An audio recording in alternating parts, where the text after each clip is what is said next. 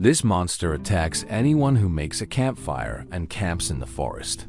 Everyone who comes to spend the night there will be eaten, until finally someone has to face the monster.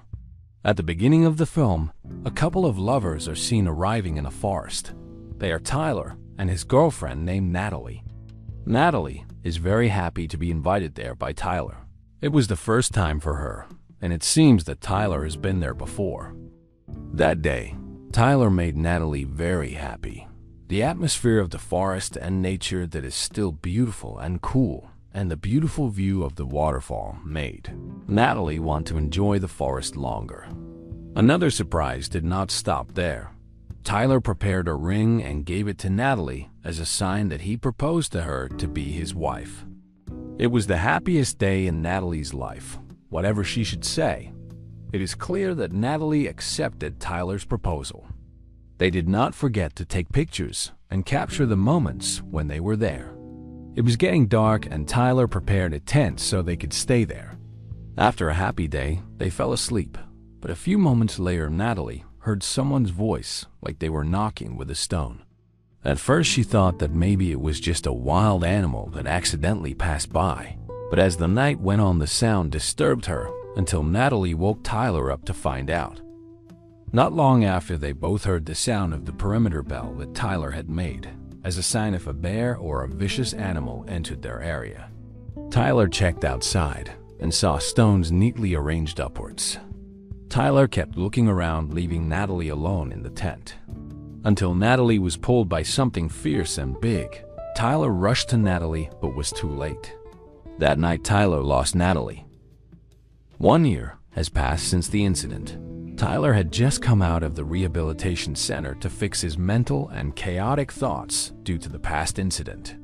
The doctor allowed Tyler to go home because his rehabilitation was going well.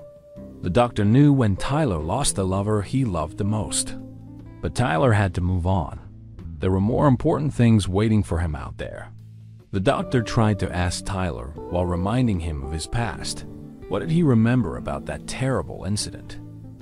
Tyler still couldn't forget it, and what made him even more upset was that Natalie's body had never been found. Tyler returned to his house. He lived with his mother alone. While his father had died since Tyler was a teenager, Tyler told his mother that he still couldn't forget Natalie. Even now, he sometimes heard Natalie's screams asking for help. That thought really bothered him.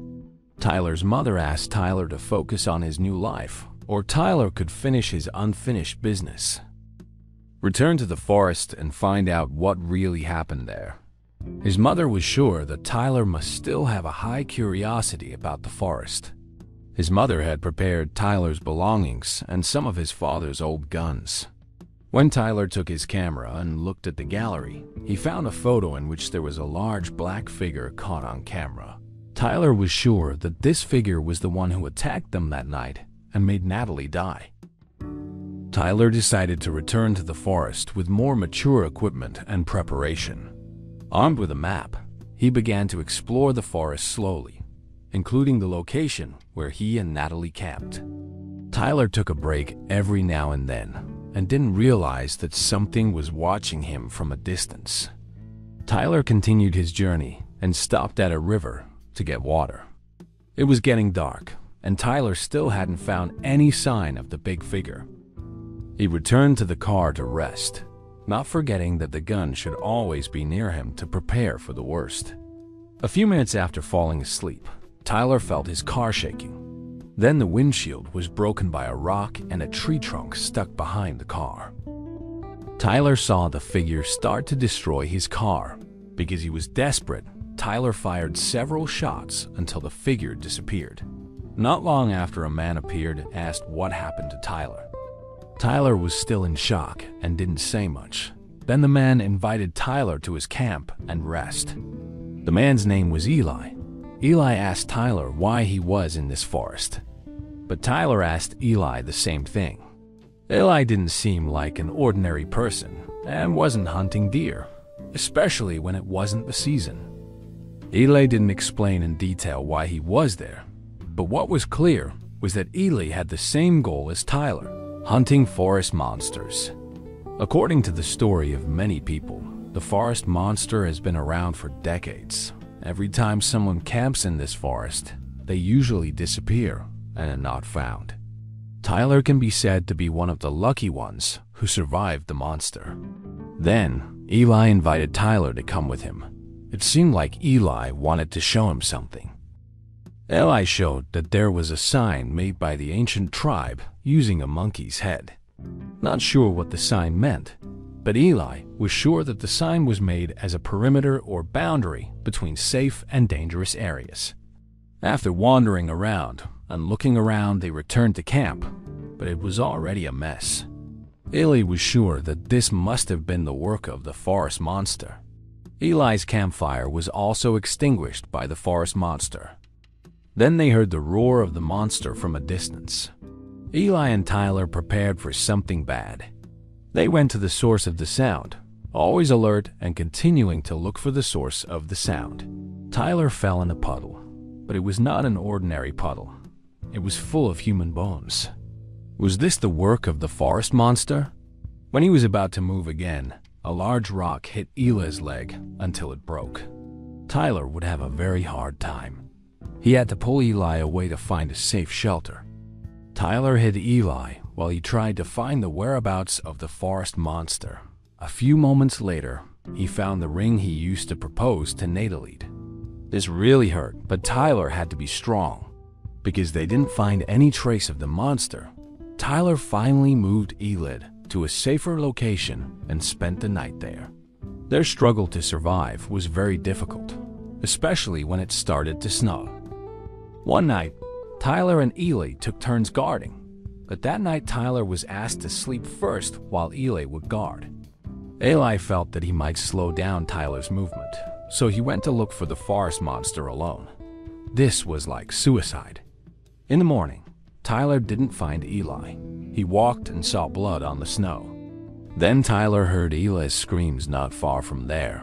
Tyler was surprised that the monster ate Eli in front of him. Tyler slipped and was caught by the monster. Tyler tried to escape from there and prepared to attack. In the end, the fight between Tyler and the forest monster took place. Tyler was outmatched and was knocked down several times by the monster's blows. But Tyler had a weapon and shot it at the monster. The monster moved away from Tyler, which gave Tyler time to prepare everything. He made a weapon from a tree trunk and a knife as a spear. Tyler returned to Eli's campsite, looking for items that could be used to fight the monster. Tyler honked the car horn continuously to lure the forest monster to come to him. Not long after the monster came and they fought each other again. Tyler stabbed the monster with his homemade spear several times, but it did not fall. One shot was fired by Tyler at the monster. He became weak. Tyler shot a gas canister near the monster until it exploded. The monster was burned, but he managed to escape. That morning, Tyler walked out of the forest and was found by local residents. Tyler was rushed to the hospital and given treatment. A few moments later, an old man named Jackson came. He talked and asked Tyler about the incident he had experienced. Jackson knew that Tyler was facing something terrible. It turned out that he had also faced the monster before. Jackson's arrival, there was to recruit Tyler to become a member of his team to hunt the monster. The monster would not be easily killed, even though it had been speared, shot, and burned. Jackson was sure that the monster was still alive and surviving. Or maybe there was more than one monster in the forest.